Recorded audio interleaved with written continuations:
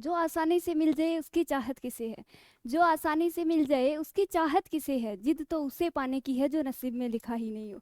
जो आसानी से मिल जाए उसकी चाहत किसे है, जिद तो उसे पाने की है जो नसीब में लिखा ही नहीं हो। हेलो नमस्कार दोस्तों, मैं पूजा चाहर कैरियर बनाओ यूट्यूब चैनल पे आपका हार्दिक स्वागत करती हूँ, हार्दिक अभिनंदन करती हूँ। देखिए, ओम शांति ओम का एक छोटा सा डायलॉग है, वो मुझे याद आ रहा है। यदि आप किसी चीज को पूरी शिद्दत से चाहते हो, यदि आप किसी चीज को पूरी शिद्दत से चाहते हो तो पूरी कायनात आपको उससे मिलाने में लग जाती है। तो आप उसी प्रकार से अपनी जॉब को अपने कैरियर के लिए, या देखिए अभी सीआरपीएफ के लिए जो चल रही है आपकी 40 दिन की क्लासेज, आप सीआरपीएफ को अपना जुनून बनाइए, उससे पूरी शिद्दत से चाहो उसको। यदि आप उसे पूरी शिद्दत से चाहते हो तो पूरी कायनात आपको उससे मिलाने में लग जाएगी। उसी प्रकार से करियर बनाओ टीम है, वो भी आपको अपने किससे, सीआरपीएफ में से मिलवाने के लिए आपकी सहायता कर रही है। तो जुड़ना न भूले करियर बनाओ टीम के साथ, अपने सपनों को उड़ान देने वाली सीरीज के साथ। तो देखिए 14 आपकी क्लासेज हो चुकी है, आज आपकी 15 नंबर क्लास है। 14 क्लासेज है वो प्लेलिस्ट में आपको पीछे मिल जाएंगी। यदि आपने वो क्लासेज नहीं देखी है तो एक बार पीछे जाके वो भी देख लेना। डेली के मैं 25 क्वेश्चन करवा रही हूँ, 25 क्वेश्चन करवा रही हूँ विद एक्सप्लेन, यानी टॉपिक का थोड़ा थोड़ा बेसिक भी बता रही हूँ, रोज थोड़ा थोड़ा रिवाइज करवाती हूँ। अच्छे से सारी क्लासेज लीजिए, रोज शाम 7 बजे जुड़ना न भूले मेरे साथ। तो देखिए बढ़ते हैं क्वेश्चन की तरफ। आज आपकी 15 नंबर क्लास है, एमसीक्यू बैच आपका चल रहा है, as a rapid revision batch है, फास्ट सुपर फास्ट बैच है, सीआरपीएफ के सुरमाओं के लिए ब्रह्मास्त्र है। ठीक है, तो पहला आपका क्वेश्चन है, पथभ्रष्ट में समास है, पथभ्रष्ट शब्द में कौन सा समास है। पहला आपका ऑप्शन है अव्ययभाव, दूसरा है आपका द्वंद्व, तीसरा है तत्पुरुष और 4 नंबर है आपका कर्मधारय। तो देखिए थोड़ा सा मैं आपको फिर से रिवाइज करवाती हूँ। समास कहते किसे हैं, समास जो शब्द है वो दो शब्दों से मिलकर बना हुआ है, सम प्लस आस। समास में दो पद होते हैं, प्रथम पद और उत्तर पद। जहाँ पे दो पदों का मेल होता है उसे समास कहते हैं। पद की देखिए बात करें जो समास है उसके शाब्दिक अर्थ की, समास का शाब्दिक अर्थ होता है संक्षेप या संक्षिप्तीकरण। बात करें समास के विलोम की तो समास का विलोम होता है व्यास। पद की प्रधानता के आधार पर समास की संख्या यानी कि भेद होते हैं 4। एक होता है अव्ययभावी समास, एक होता है तत्पुरुष समास, एक होता है द्वंद्व समास और एक होता है बहुव्रीहि समास। ये जो भेद है वो आपके पद की प्रधानता के आधार पर है। अव्ययभावी जो समास होता है उसका प्रथम पद प्रधान होता है, तत्पुरुष होता है उसका द्वितीय पद प्रधान होता है, और द्वंद्व होता है उसके दोनों पद प्रधान होते हैं। उसी प्रकार से बहुव्रीहि जो समास होता है उसका कोई पद प्रधान नहीं होता है या फिर तीसरा पद प्रधान होता है, यानी कि वो किसी अन्य के लिए ही रूढ़ होते हैं। तो ये हो गए देखिए द्विगु और कर्मधारय दो समास ऐसे हैं जिन्हें पद की प्रधानता के आधार पर अलग से न मान के उसे तत्पुरुष के ही उपभेद माने जाते हैं। बात करें हिंदी जगत की तो हिंदी जगत में समास की आपकी संख्या होती है 6। देखिए पद की प्रधानता के आधार पर तो समास होते हैं आपके 4, और हिंदी जगत की बात करें तो हिंदी जगत में आपके समास होते हैं 6। ध्यान में रखना, कई बार कंफ्यूज हो जाते हो आप, 6 की जगह 4 कर देते हो, 4 की जगह 6। हिंदी जगत में आपके समास की संख्या होती है 6। ठीक है, हिंदी जगत में द्विगु और कर्मधारय को इसके उपभेद न मान के अलग अलग भेद माने जाते हैं, और पद की प्रधानता के आधार पर द्विगु और कर्मधारय को तत्पुरुष के ही भेद माने जाते हैं। बात करते हैं एक समास के बारे में, तो अव्ययभावी समास होता है उसका प्रथम पद यथा यावत या फिर कोई न कोई उपसर्ग होता है। उसमें यथा और यावत का अर्थ होता है के अनुसार। क्या होता है, के अनुसार। लगभग जो उपसर्ग से युक्त शब्द होते हैं वो लगभग अव्ययभावी समास में जाते हैं यदि उस शब्द का यानी कि उस उपसर्ग का अर्थ यदि अच्छे और बुरे के अर्थ में नहीं है तो वो अव्ययभावी समास में जाएंगे। लेकिन यदि कोई उपसर्ग जिसका अर्थ अच्छा या बुरा दे रहा है तो वो कौन से में जाएंगे, कर्मधारय समास में चले जाएंगे। जैसे दू हो गया, सु हो गया। दू का अर्थ होता है बुरे के अर्थ में होता है, सु का अच्छे के अर्थ में होता है। ये दो उपसर्ग ऐसे हैं जो विशेषता बताने के कारण कर्मधारय समास में चले जाते हैं। फिर बात करते हैं तत्पुरुष समास की, तो तत्पुरुष समास है उसको कारकीय समास के नाम से भी जाना जाता है। जैसे हिंदी में कारकों की विभक्ति होती है 8। देखिए होता है कर्ता होता है, कर्ता का जो विभक्ति कारक चिन्ह होता है ने, कर्ता ने कर्म को करण से संप्रदान के लिए अपादान से अधिकरण में पर और संबोधन संबंध काके की और अधिकरण है अरे। अब देखिए विभक्ति होती है 8, कारक चिन्ह होते हैं आपके 7, लेकिन समास के साथ है आपकी 6 ही विभक्तियों का यूज होता है। ध्यान में रखना, बहुत बार क्वेश्चन पूछा जाता है कि समास के साथ कितनी कारक की विभक्तियों का, कितने कारक चिन्हों का यूज होता है, तो 6 का होता है। कौन से का नहीं होता है? एक तो कृता का नहीं होता है और एक संबोधन का नहीं होता है। कृता का जो कारक चिन्ह होता है वो होता है ने, और संबोधन का होता है और अरे।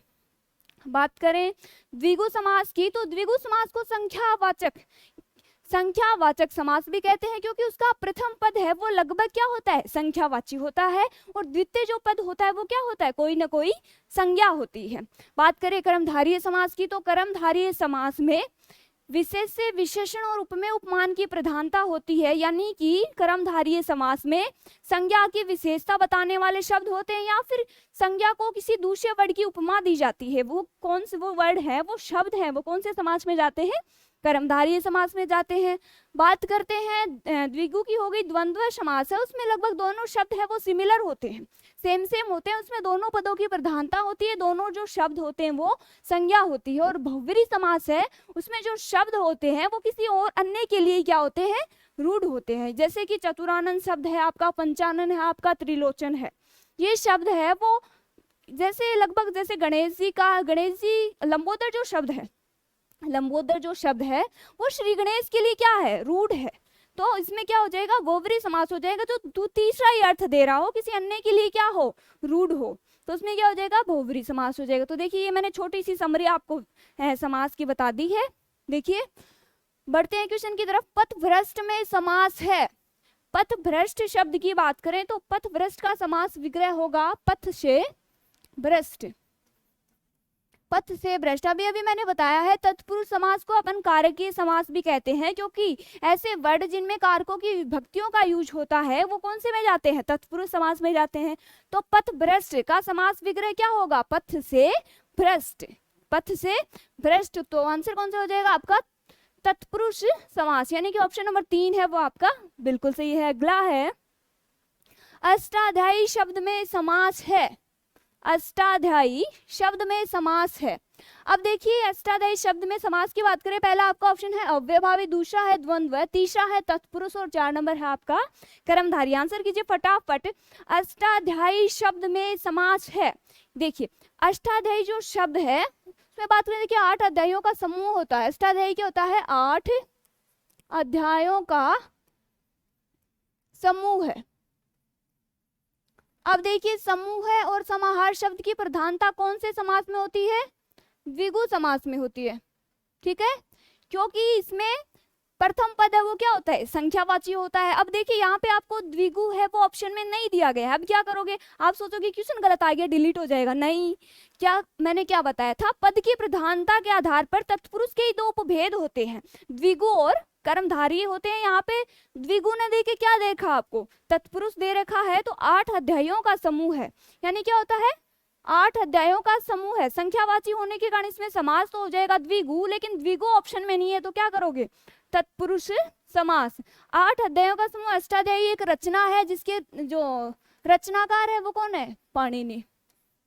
ठीक है, अब देखिए ऑप्शन नंबर 3 यानी कि अष्टाध्यायी में समास कौन सा हो जाएगा? तत्पुरुष। ऑप्शन नंबर 3 है वो आपका बिल्कुल सही। अगला है बहुव्रीहि समास का उदाहरण कौन सा है?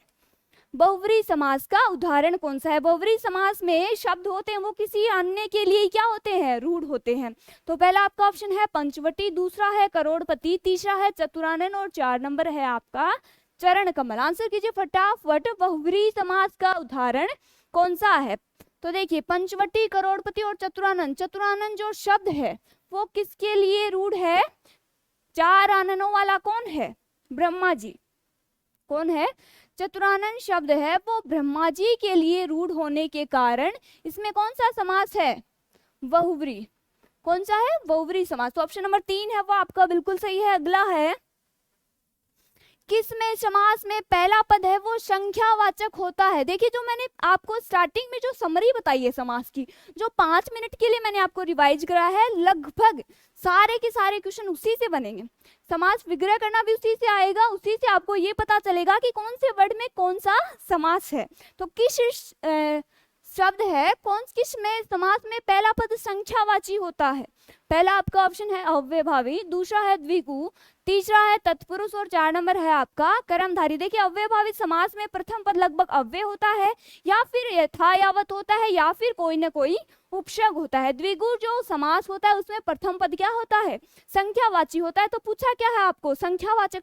प्रथम पद संख्यावाचक कौन से समास में होता है? तत्पुरुष में क्या होता है? कारकों की प्रधानता होने के कारण इसे क्या कहते हैं? कारकीय समास कहते हैं।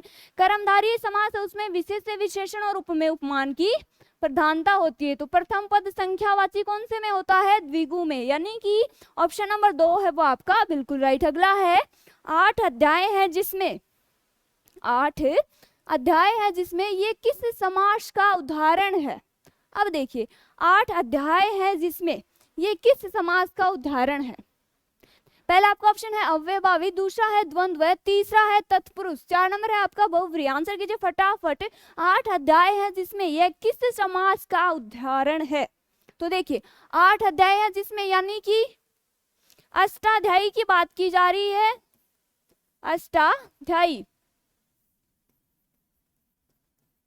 अष्टाध्यायी की बात की जा रही है जिसमें 8 अध्यायों का समूह होता है। यहाँ पे यदि समूह और समाहार की प्रधानता के आधार पर समास का नाम देखो तो द्विगु होता है, लेकिन ऑप्शन में द्विगु समास नहीं होने के कारण, अष्टाध्यायी पाणिनि की रचना होने के कारण इसमें आपका कौन सा समास हो जाएगा? बहुव्रीहि समास, यानी कि ऑप्शन नंबर 4 है वो आपका बिल्कुल सही। अगला है जो इंद्र पर विजय प्राप्त कर चुका हो, वाक्यांश के लिए एक शब्द है। जो इंद्र पर विजय प्राप्त कर चुका हो, वाक्यांश के लिए एक शब्द है। पहला आपका ऑप्शन है इंद्रजय, दूसरा है इंदु, तीसरा है इंद्रजीत और 4 नंबर है आपका जितेंद्रिय। बात करें जितेंद्रिय शब्द की तो जिसने इंद्रियों पे विजय हासिल कर ली हो या फिर जिसने इंद्रियों को जीत लिया हो। कौन? भगवान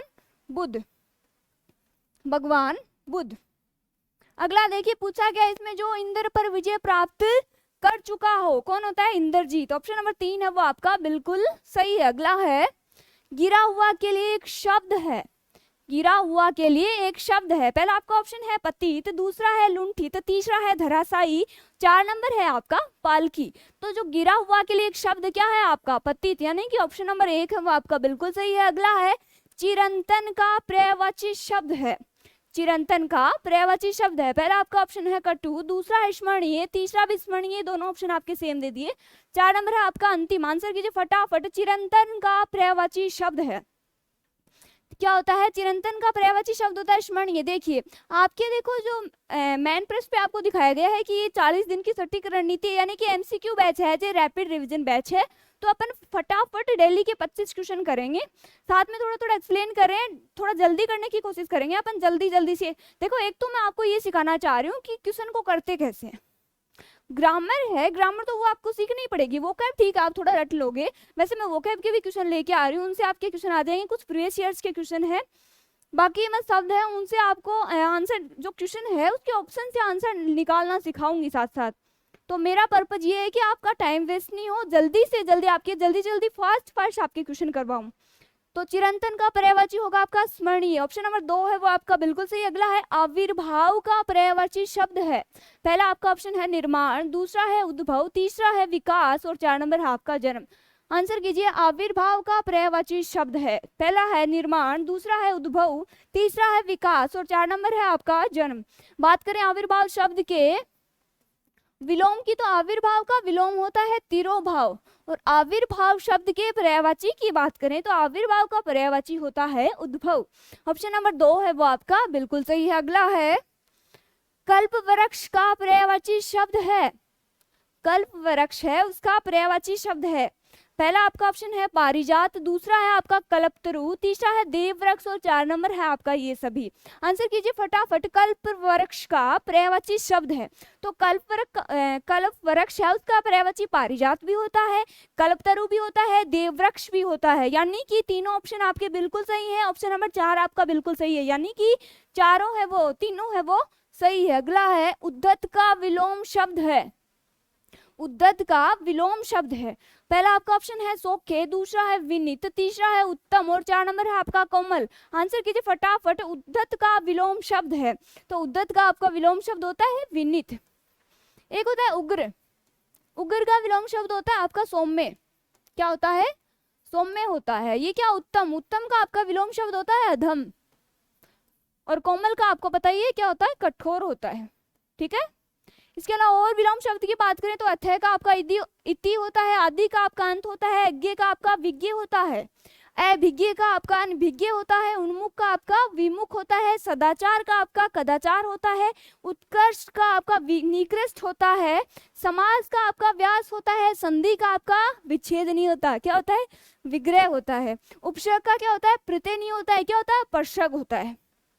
तो ये कुछ वर्ड है वो भी आपको ध्यान में रखने हैं, जैसे आविर्भाव का तिरोभाव हो गया, अंतरंग का आपका बहिरंग होता है। ठीक है, तो ये भी साथ में ध्यान रखना है। तो उद्धत का विलोम शब्द क्या होता है, विनीत होता है, यानी कि ऑप्शन नंबर 2 है वो आपका बिल्कुल सही। अगला क्वेश्चन है, कर्कश का विलोम शब्द है, कर्कश वर्ड दे रखा है उसका विलोम शब्द है। पहला आपका ऑप्शन है कठोर, दूसरा है आपका विवेकी, तीसरा है मधुर और 4 नंबर है आपका विनम्र। आंसर कीजिए फटाफट, कर्कश का विलोम शब्द है। पहला आपका ऑप्शन है कठोर, दूसरा है विवेकी, तीसरा है मधुर और 4 नंबर है आपका विनम्र। कर्कश का शब्द का अर्थ होता है कठोर। बात करें इसके विलोम की तो विलोम होता है इसका मधुर। ऑप्शन नंबर 3 है वो आपका बिल्कुल सही। अगला है उपकार का विलोम शब्द है। पहला आपका ऑप्शन है प्रतिकार, दूसरा है परोपकार, तीसरा है अपकार और 4 नंबर है आपका अनुपकार। तो देखिए उपकार का विलोम होता है, उपकार का विलोम होता है अपकार, उसी प्रकार से उपमेय का होता है अनुपमेय। ठीक है, तो क्या पूछा, उपकार का विलोम शब्द होगा आपका अपकार, यानी कि ऑप्शन नंबर 3 है वो आपका सही है। अगला है पत्थर को जोंक नहीं लगती है, मुहावरे का अर्थ है, पत्थर को जोंक नहीं लगती है मुहावरे का अर्थ है। पहला आपका ऑप्शन है सबल का शोषण नहीं होता है, दूसरा है मजबूत चीज आसानी से खराब नहीं होती है, तीसरा है दो धुरतों में प्राय टकराव नहीं होता है, और 4 नंबर है हठी पर कोई प्रभाव नहीं होता है। तो देखिए ये तो आप वैसे बता सकते हो, पत्थर को जोंक नहीं लगती, यानी कि कोई पत्थर दिल इंसान है उसको, देखिए जैसे कुछ कुछ बच्चे होते हैं जिनके मतलब मम्मी पापा उनको इतना समझाते हैं कि यार पढ़ ले बेटा, तेरा फ्यूचर है, तू तेरे लिए पढ़ ले, फिर भी वो नहीं पढ़ते, अनसुनी करते हैं बात को। यानी पत्थर को जोंक नहीं लगती है, मतलब हठी पर कोई प्रभाव नहीं पड़ता है। तो ऑप्शन नंबर 4 है वो आपका बिल्कुल सही। अगला है विहंगम दृष्टि मुहावरे का अर्थ है, विहंगम दृष्टि मुहावरे का अर्थ है। पहला आपका ऑप्शन है गहरी नजर, दूसरा है तीखी नजर, तीसरा है मंद नजर और 4 नंबर है आपका सरसरी नजर। देखिए एक होता है विहंगावलोकन, यानी अनुचित को छोड़कर उचित पढ़ना, मतलब सही पढ़ना विहंग अवलोकन होता है। तो विहंग में दृष्टि मुहावरे का अर्थ होता है सरसरी नजर से देखना, ऊपर से देखना। तो ऑप्शन नंबर 4 है वो आपका बिल्कुल सही। अगला है काटो तो खून नहीं, मुहावरे का अर्थ है, काटो तो खून नहीं मुहावरे का अर्थ है। पहला आपका ऑप्शन है पीड़ा शांत हो जाना, दूसरा है बिल्कुल निर्जीव हो जाना, तीसरा है भय के कारण स्तब्ध हो जाना, और 4 नंबर है गुस्सा शांत हो जाना। आंसर कीजिए फटाफट, काटो तो खून नहीं मुहावरे का अर्थ है। तो देखिए काटो तो खून नहीं मुहावरे का अर्थ होता है भय के कारण स्तब्ध हो जाना, यानी कि ऑप्शन नंबर 3 है वो आपका बिल्कुल सही। ये क्वेश्चन भी आपका पूछा हुआ है इस एग्जाम में। देखिए ज्यादातर क्वेश्चन वो आपके प्रीवियस ईयर एग्जाम से लिए गए एग्जाम पेपर हैं आपके, उनका अच्छे से पहले देखिए। आपका सबसे पहले आप ऐसे मत सोचिए कि ऐसे उठा के लेके आ रहे हैं या फिर इनका लेवल अच्छा नहीं है। देखिए आपके एग्जाम के हिसाब से क्वेश्चन लेके आए हैं, मतलब आपके एग्जाम का जो लेवल है पीछे के एग्जाम के प्रवेश से, कोई भी अगर आप किसी भी एग्जाम की तैयारी कर रहे हो तो सबसे पहले तो आप सिलेबस देखो, उसका पैटर्न देखो, उसका उसमें ये देखो कि बोर्ड आपको कैसे क्या क्वेश्चन उठा रहा है आपके लिए। तो आपके लिए पहले सिलेबस देखा गया है अच्छे से, फिर आपके एग्जाम का लेवल देखा गया है, पीछे के प्रीवियस ईयर्स पेपर देखे गए हैं, फिर आपके लिए क्वेश्चन लेके आते हैं, 25 क्वेश्चन लेके आते हैं। मतलब बहुत माइंड लगाना पड़ता है इनके लिए कि कैसे क्वेश्चन हो। देखिए आपको मतलब आप ये क्वेश्चन है ये आपके लेवल के क्वेश्चन है, यदि आपको हाई लेवल के करवा देंगे फिर एग्जाम में हल्के आएंगे तो आप ही बोलोगे कि मैम ये क्या करवाया था आपने, क्वेश्चन तो आए नहीं। तो देखिए क्वेश्चन आपको यहाँ से डेफिनेटली मिलेंगे। तो क्या पूछा है, काटो तो खून नहीं मुहावरे का अर्थ है भय के कारण स्तब्ध हो जाना। अगला है एक आंख ने भाना मुहावरे का अर्थ है, एक आंख ने भाना मुहावरे का अर्थ है। पहला आपका ऑप्शन है उपेक्षा करना, दूसरा है विरक्त होना, तीसरा है तटस्थ होना, और 4 नंबर है बिल्कुल अच्छा न लगना। आंसर कीजिए फटाफट। एक आंख ने भाना मुहावरे का अर्थ है, पहला आपका ऑप्शन है उपेक्षा करना, दूसरा है विरक्त होना, तीसरा है तटस्थ होना, और 4 नंबर है आपका बिल्कुल अच्छा न लगना। एक आंख ने भाना मतलब बिल्कुल अच्छा न लगना। ऑप्शन नंबर 4 है वो आपका बिल्कुल राइट। अगला है यद्यपि वह पंडित है फिर भी हठी है को संयुक्त वाक्य में परिवर्तित करने पर सही उत्तर क्या होगा।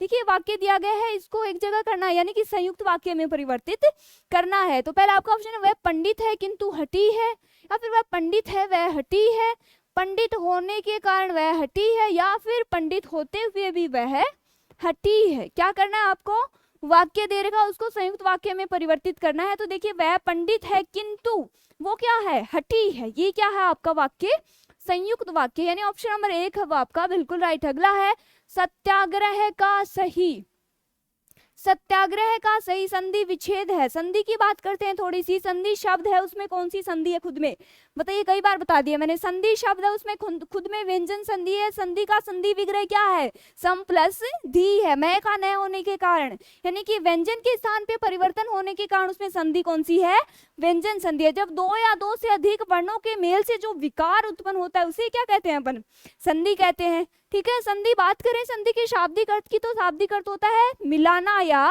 जोड़ना होता है। संधि के भेद की बात करें, संधि का है विलोम होता है, विग्रह विच्छेद नहीं होता, ये ध्यान रखना है।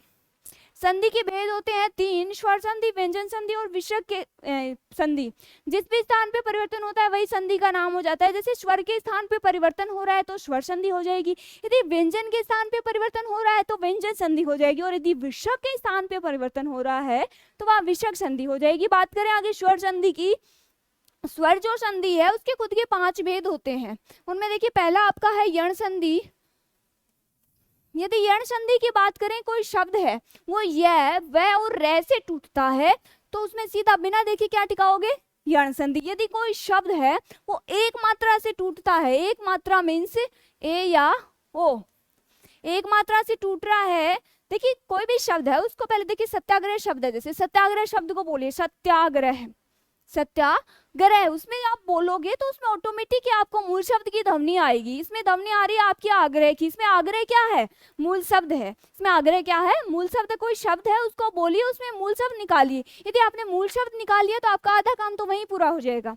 तो सत्याग्रह में मूल शब्द आपका आग्रह, जो बचता है वो इधर लिख दीजिए, जो बचता है वो प्लस से पहले लिख दीजिए, ये संधि हो जाएगी। और जिस भी स्थान पे परिवर्तन होता है वही संधि का नाम होता है। अब देखिए यदि यह वह ऐसे टूट रहा है तो यण संधि, यदि एक मात्रा से टूट रहा है तो गुण संधि, यदि स्वरों में वृद्धि हो रही है तो वृद्धि संधि, यदि समान स्वर मिल रहे हैं तो वहां दीर्घ संधि, और यदि कोई शब्द है वो अ, आए, अव और आव से टूट रहा है तो वहां पे आदि संधि कर देना। ठीक है, यदि कोई शब्द है उसमें व्यंजन के स्थान पे परिवर्तन हो रहा है, जैसे षण्मार्ग शब्द है, षण्मार्ग शब्द है उसके संधि विच्छेद की बात करें तो सद प्लस मार्ग होता है, तो द का क्या हो गया, न हो गया, यानी कि व्यंजन के स्थान पे परिवर्तन हो रहा है मीन्स व्यंजन संधि हो जाएगी। जैसे नमस्कार शब्द है, नमस्कार में स का विसर्ग होता है, नमः प्लस कार होता है, तो विसर्ग का श हो रहा है, यानी विसर्ग के स्थान पे परिवर्तन हो रहा है तो वहां विसर्ग संधि कर देंगे। बात करें क्वेश्चन की, सत्याग्रह का सही संधि विच्छेद है। सत्याग्रह शब्द का सही संधि विच्छेद है। एक ऑप्शन काटना सिखाती हूँ चलो इस क्वेश्चन में आपको। पहला आपका ऑप्शन है सत्या प्लस ग्रह है, दूसरा है आपका सत्य प्लस आग्रह, तीसरा आपका सत्य प्लस ग्रह है, 4 नंबर है आपका सत्य प्लस आग्रह। अब देखिए सत्याग्रह शब्द को बोलिए, सत्याग्रह है, सत्याग्रह में किसकी ध्वनि आ रही है, आग्रह की ध्वनि आ रही है, यानी आग्रह आपका क्या है, इसमें मूल शब्द है। तो देखिए 2 ऑप्शन बचते हैं, आपको मैंने बताया था 50%, मतलब आधे जो ऑप्शन है 4 में से 2 ऑप्शन तो आप यूं उड़ा दोगे, मतलब वो तो आपको देखते ही पता चल जाएंगे कि ये तो मतलब आंसर नहीं है। फिर 2 ऑप्शन बचते हैं, उसमें आप अच्छे से दिमाग लगाइए। दिमाग लगाते हो यानी कि आपको यदि आ रहा है तो सीधा सीधा कर दोगे, यदि नहीं आ रहा है तो 50-50 चांस है वो रहेंगे आपके, या तो सही होगा या फिर गलत होगा। तो ज्यादा चांस आपके सही होने के रहेंगे, ज्यादा डिमोटिवेट नहीं होना है। देखिए ग्रह है वो मूल शब्द तो है, लेकिन इधर देखो क्या है, सत्याग्रह, ये तो आपका, यदि ये आपका संधि विच्छेद मानोगे तो संधि क्या होती है, जब 2 वर्णों का मेल होता है और फिर विकार उत्पन्न होता है उसे संधि कहते हैं। लेकिन यहाँ तो विकार क्या कहाँ उत्पन्न हो रहा है, यहाँ तो क्या हो रहा है, संयोग हो रहा है। यदि 2 शब्द होते हैं वो यदि मिलते हैं और इनमें कोई परिवर्तन नहीं होता है तो वहां क्या होता है, संयोग होता है। ठीक है, तो देखिए सत्याग्रह है शब्द की बात करें, पहला ऑप्शन है सत्या प्लस ग्रह है।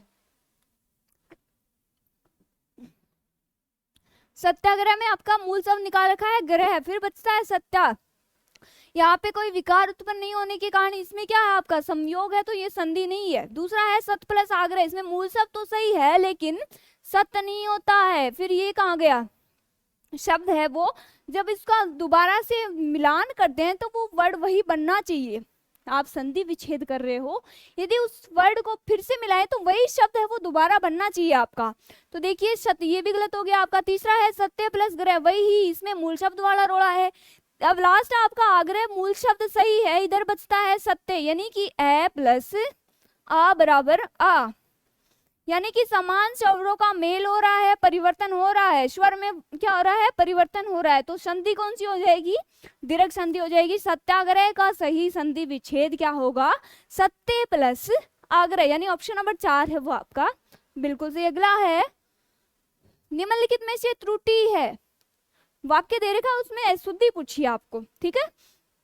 पहला आपका ऑप्शन है रामचरितमानस भक्ति काल फिर की सबसे श्रेष्ठतम रचना मानी जाती है, या फिर कोई त्रुटि नहीं है। आंसर कीजिए फटाफट, निम्नलिखित में से त्रुटि है। पहला आपका ऑप्शन है रामचरितमानस भक्ति काल की सबसे श्रेष्ठतम रचना मानी जाती है। अब देखिए श्रेष्ठतम क्या होता है, सर्वोपरि होता है ना श्रेष्ठतम, यानी सबसे अच्छा। श्रेष्ठतम का खुद का अर्थ होता है सबसे अच्छा, तो फिर सबसे अच्छा श्रेष्ठतम का अर्थ होता है, तो फिर इसमें सबसे का क्या रोल है, यानी इसमें पुनरुक्ति 2 बार वर्ड का यूज नहीं होता है, तो सबसे अशुद्धि है इसमें। तो ऑप्शन नंबर 2, यानी कि रामचरितमानस है वो रामचरितमानस भक्ति काल की श्रेष्ठतम रचना मानी जाती है। ऑप्शन नंबर 2 है वो आपका बिल्कुल सही। अगला है शुद्ध वाक्य का चयन कीजिए, शुद्ध वाक्य का चयन कीजिए। पहला आपका ऑप्शन है इस ग्रंथ का निर्माण तुलसीदास ने किया। दूसरा है समाज की वर्तमान दशा चिंताजनक है। तीसरा है मैंने तरह तरह के रेशम के कपड़े पसंद किए। और 4 नंबर है तुम्हारी दृष्टि तुम्हारी पुस्तक पर होनी चाहिए। आप देखिए वाक्य शुद्धि है वो भी बहुत इजी है, वो आपके कॉमन सेंस पे डिपेंड करेगा। आप मतलब क्वेश्चन जो आपके ऑप्शन दे रखे हैं वाक्य दे रखे हैं वही है, हिंदी का एक ही फंडा है, हिंदी में क्वेश्चन सही करने का एक ही फंडा है। आप जो भी दे रखा है उसको बोल के देखिए, क्योंकि हिंदी आपकी मातृभाषा है, उसमें आप गलती नहीं करोगे, और यदि करोगे तो आपकी गलती है। फिर वो वाक्य दे रखे उनको बोलिए। इस ग्रंथ का निर्माण तुलसीदास ने किया। इस ग्रंथ का निर्माण कोई भवन तो है नहीं जो निर्माण करोगे आप, है निर्माण मतलब ग्रंथ है वो कोई भवन है कि जो निर्माण करोगे। निर्माण क्या होता है, निर्माण नहीं होता है, ग्रंथ की क्या होती है रचना होती है।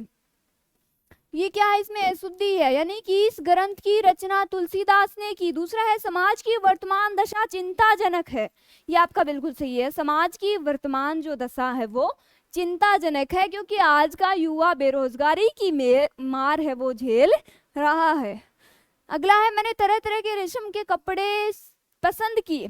तरह तरह के रेशम के, रेशम तो एक ही होता है ना, तरह तरह के रेशम कौन से होते हैं, तो इसमें भी अशुद्धि है। अगला है तुम्हारी दृष्टि तुम्हारी पुस्तक पर होनी चाहिए। तुम्हारी दृष्टि तुम्हारी पुस्तक पर होनी चाहिए, तुम्हारा जो वर्ड है वो 2 बार यूज हो गया, ठीक है, तो इसमें भी अशुद्धि है। तो ऑप्शन नंबर 2 है वो आपका बिल्कुल सही, यानी कि समाज की वर्तमान दशा चिंताजनक। ऑप्शन नंबर 2 आपका बिल्कुल सही। अगला है कहावत शब्द में प्रयुक्त प्रत्यय है। कहावत शब्द में प्रयुक्त प्रत्यय है। प्रत्यय क्या होते हैं, वे शब्दांश जो किसी शब्द के अंत में जुड़ के उसके अर्थ में क्या कर देते हैं परिवर्तन कर देते हैं, उसे प्रत्यय कहते हैं। और वे शब्दांश जो किसी शब्द के पूर्व में जुड़ के उसके अर्थ में परिवर्तन कर देते हैं उसे उपसर्ग कहते हैं। तो यहाँ पे पूछा क्या है, कहावत जो शब्द उसमें प्रयुक्त प्रत्यय कौन सा है। पहला आपका ऑप्शन है हावत, दूसरा है वत, तीसरा है कहे, और 4 नंबर है आपका आवत। तो देखिए कहावत शब्द में हावत कोई प्रत्यय होता है कि, यदि ठीक है, यदि मान लिया आपको पता नहीं है हावत प्रत्यय होता है कि नहीं, तो यदि हावत ले लो, बचता है क्या इधर कह कोई वर्ड होता है क्या, ये आपके दिमाग पे डिपेंड करता है। आपको पता होना चाहिए कि कह कोई वर्ड होता है क्या, नहीं होता ना, ये तो किसी से भी पूछ लो। कह तो क्या है, कह एक वर्ण है, तो कह कोई शब्द नहीं है। हावत यदि प्रत्यय निकालेंगे तो पीछे आपका शब्द बचना चाहिए, कोई ना कोई संज्ञा या फिर वर्ड है वो बचना चाहिए। कह कोई वर्ड नहीं होता है, हावत कोई प्रत्यय नहीं होता है। तो ऑप्शन नंबर 1 आपका गलत हो गया। अगला है वत नाम से कोई प्रत्यय नहीं होता है, कहा प्लस वत, ये गलत हो गया। यदि वत प्रत्यय होता है तो कहा इधर बचता है, यानी कि ये भी आपका गलत हो गया। अगला है कह। अब देखिए सबसे मोटी बात, बहुत ही छोटी बात और मोटी बात, क्या सबसे पहले आपको पता होना चाहिए कि प्रत्यय जुड़ते कहाँ हैं, शब्द के पूर्व में जुड़ते हैं या अंत में जुड़ते हैं। प्रत्यय है वे शब्दांश जो किसी शब्द के अंत में जुड़ के उसके अर्थ में परिवर्तन कर देते हैं, उसे प्रत्यय कहते हैं। तो कह जो वर्ड है वो कहावत के पूर्व में है या फिर अंत में? कह जो वर्ड है वो वर्ड के कहावत के पूर्व में होने के कारण ये वैसे गलत हो गया। बचता है आवत, यदि नहीं भी आ रहा है तो कर दो सही टिक, ठीक है। तो कहावत में कौन सा प्रत्यय है? आवत, यानी ऑप्शन नंबर 4 है वो आपका बिल्कुल सही। अगला उपसर्ग का प्रयोग होता है, उपसर्ग जो शब्द है उसका प्रयोग होता है। तो देखिए उपसर्ग का प्रयोग कहाँ होता है, ये परिभाषा से क्वेश्चन है। देखिए मैंने बताया था आपको, सीधे सीधे डेफिनेशन से भी क्वेश्चन आते हैं, एक या दो क्वेश्चन जो सारे टॉपिक है उनकी डेफिनेशन से क्वेश्चन आते हैं। जैसे उपसर्ग का हो गया, प्रत्यय का हो गया, क्रिया का हो गया, या फिर संधि का हो गया, समास का हो गया, जो भी है ये अलग अलग आपके टॉपिक है व्याकरण के, उनकी परिभाषा यानी डेफिनेशन से भी सीधा क्वेश्चन पूछ लेते हैं। यहाँ देखिए उपसर्ग का प्रयोग होता है, पहला आपका ऑप्शन है शब्द के आदि में, दूसरा है शब्द के मध्य में, तीसरा है शब्द के अंत में, और 4 नंबर आपका इनमें से कोई नहीं। आंसर कीजिए फटाफट। उपसर्ग का प्रयोग होता है, तो मैंने अभी अभी आपको बताया था वे शब्दांश जो किसी शब्द के पूर्व में जुड़ के उसके अर्थ में परिवर्तन कर देते हैं। उपसर्ग कहाँ जुड़ते हैं? पूर्व में जुड़ते हैं। तो शब्द के आदि में, अब आपको ये नहीं पता आदि क्या होता है, आदि देखो प्रारंभ होता है। क्या होता है? आदि आपका होता है प्रारंभ, और यदि आदि के विलोम की बात करें, आदि का विलोम होता है अंत। देखो एक आदि तो ये होता है जो इसमें दे रखा, आदि का होता है प्रारंभ, आदि का विलोम होता है अंत, और एक आदि होता है आदि यानी लत किसी चीज की, आदि का होता है अभ्यस्त। क्या होता है? अभ्यस्त होता है। किसी चीज की अपन को लत पड़ जाती है ना, जैसे फोन की लत पड़ती है या फिर अपने मम्मी पापा की लत हो जाती है, जैसे उनको छोड़ के अपन बाहर नहीं जा सकते। लेकिन अब तो है ना अपन, यदि कई बच्चे तो ऐसे हैं जो अपने मम्मी पापा के पास तैयारी कर रहे हैं, कई ऐसे हैं जो अपने गांव को छोड़ के अपने मम्मी पापा को छोड़ के बाहर भी तैयारी कर रहे हैं। तो देखिए उनको अपने मम्मी पापा को कभी धोखा मत देना, अच्छे से तैयारी करना, क्योंकि उनको आपसे बहुत उम्मीद है, आपके पीछे बहुत से लोगों की उम्मीद है। यदि आपका एक का सिलेक्शन होगा ना तो पता नहीं कितने लोगों की उम्मीदें जगेंगी। यदि आप जॉब लगोगे ना, आपके छोटे भाई बहन है उनके लिए भी आप प्रेरणा के स्रोत बनोगे, आप कुछ अच्छा करोगे लाइफ में, आप यदि कामयाब हो जाओगे तो आपके छोटे भाई बहन है उनके लिए आप मार्गदर्शक बनोगे। ठीक है, तो अच्छे से मेहनत कीजिए, मेहनत का कोई तोड़ नहीं है, अच्छे से मेहनत कीजिए, जम के मेहनत कीजिए, कुछ नहीं बिगड़ेगा आपका। 6 महीने आप लगातार ढंग से तैयारी कर लीजिए, सिलेक्शन श्योर है आपका।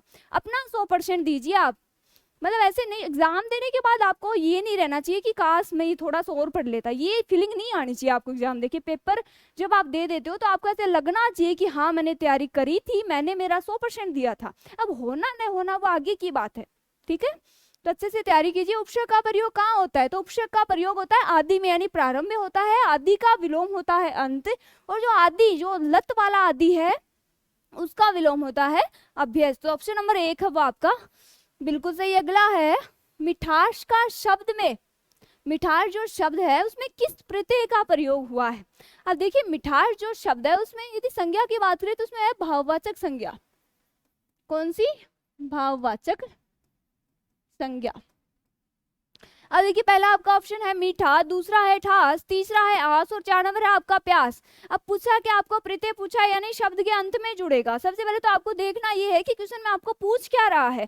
कई बार अपन नहीं पे ध्यान नहीं देते और है वाला कराते हैं, तो क्या आपको ढंग से क्वेश्चन पढ़ना, बड़ी ही सतर्कता से पढ़ना है। तो मिठास शब्द में किस प्रत्यय का प्रयोग हुआ है? पहला आपका ऑप्शन है मीठा। मीठा है वो शब्द के पूर्व में है या अंत में है? मीठा पूर्व में है तो ये ऑप्शन आपका वैसे कट गया। ठास नाम का कोई प्रत्यय नहीं होता है। आश है वो आपका प्रत्यय होता है, प्यास नाम से कोई प्रत्यय नहीं होता है। प्यास क्या है? आपका एक शब्द है। तो ऑप्शन नंबर 3 यानी कि मिठास में आपका आस प्रत्यय है। तो ऑप्शन नंबर 3 है वो आपका बिल्कुल सही है। अगला है आपका लास्ट क्वेश्चन है बुधर्वय का संधि विच्छेद है। बुधर्वय जो शब्द दे रखा है उसका सही संधि विच्छेद है। तो पहला आपका ऑप्शन है भू प्लस धवय, दूसरा है भू प्लस उधर्वय, तीसरा है भू प्लस धवय, और 4 नंबर आपका भू प्लस वह। आंसर कीजिए फटाफट, आपके लिए संधि का क्वेश्चन है, लास्ट क्वेश्चन आपके खुद के लिए कीजिए। भूधर्वय का संधि विच्छेद, देखिए मैं कर देती हूँ। भूधर्वय का संधि विच्छेद है भू प्लस उद्धर्वय, क्योंकि टूट रहा कहाँ से, अवड ऊ से टूट रहा है, भू प्लस उद्धर्वय यानी कि ऊ प्लस ऊ बराबर ऊ। समान शब्दों का मेल होने के कारण इसमें दीर्घ संधि हो जाएगी। तो संधि विच्छेद की द्वय है, द्वय यदि निकालेंगे तो रह कहाँ गया, रह है वो भूधर्वय, भूधर ध के बाद रह की ध्वनि आ रही है तो इसका विसर्ग तो वैसे नहीं बन सकता, तो ये आपका वैसे गलत हो गया। ठीक है, अब देखिए द्व है, वही फंडा इसमें, ये भी गलत हो गया। ये वह है, यदि भू और वही है तो फिर ध और रह कहाँ गए, तो भूधर्वय शब्द का सही संधि विच्छेद होगा भू प्लस उधर्वय, यानी कि ऑप्शन नंबर 2 है वो आपका बिल्कुल सही है। देखिए बिल्कुल फास्ट मैंने बहुत जल्दी जल्दी आपको अच्छे से क्वेश्चन करवा दिए हैं। कुछ शब्द की बात करें वर्तनी की दृष्टि से शुद्धि वाले, मैंने बताती हूँ, मैं रोज आपको रोज रिपीट करती रहती हूँ आपके लिए। कुछ शब्द बताती हूँ मैं आज भी, ये वर्ड आपको बिल्कुल मैं रटा दूंगी अच्छे से रोज रिवाइज करवा के। जल्दी जल्दी आप खुद बोलिए मैं कौन से लिखने वाली हूँ। अभिष्ट, विशिष्ट, गरिष्ठ, गरिष्ठ, स्वादिष्ट, ये आपको बोलने ही नहीं, इनको देखना है कैसे लिखे जाते हैं। वर्तनी की दृष्टि से शुद्ध अशुद्ध में पूछे जाते हैं। अभ्यारण्य जो शब्द है उसमें भय आपका पूरा आता है। त्योहार में आपका जो यो है यानी कि मात्रा 1 आती है। नूपुर में आपका नू बड़ा पू छोटा आता है। अंतर्धान में आपका देखिए भय के ऊपर रह लगता है। पुनरावलोकन शब्द में पुनरावलोकन होता है ना कि पुनरावलोकन। ठीक है, ये हो गया। उज्जवल शब्द में आपके जय है वो दोनों आधे आते हैं और डबल आते हैं। प्रोज्वल शब्द में भी वही उज्जवल से प्रोज्वल बनता है यानी प्र प्लस उज्जवल, तो उसमें भी जय आपके डबल आते हैं। तो देखिए आज के अपने क्वेश्चन है वो 25 पूरे हो चुके हैं। वही रोज की तरह 25 क्वेश्चन करवा दिए हैं मैंने, तो अच्छे से तैयारी कीजिए।